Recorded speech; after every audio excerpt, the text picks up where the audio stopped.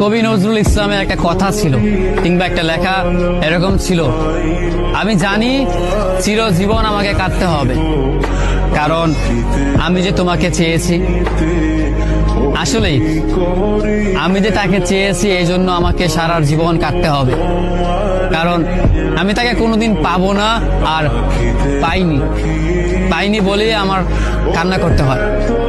তাকে আমি প্রচন্ড ভালোবাসি বলেই আমার কান্নাটা আসে, তাকে আমি আমার করে পাইনি বলেই আমার কষ্টটা হয়। কবি নজরুল ইসলামের লেখাটা খুব দারুণ ছিল।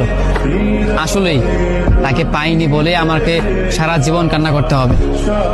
যদি সে আমার এই ভালোবাসাটা বুঝতো, আমার এই অসীম ভালোবাসাটা বুঝে আমাকে একটু বলতো যে আমি অন্যদের মতো কখনোই তোমাকে ছেড়ে যাব না, তাহলে বিশ্বাস করুন পৃথিবীতে হয়তো আমার চাই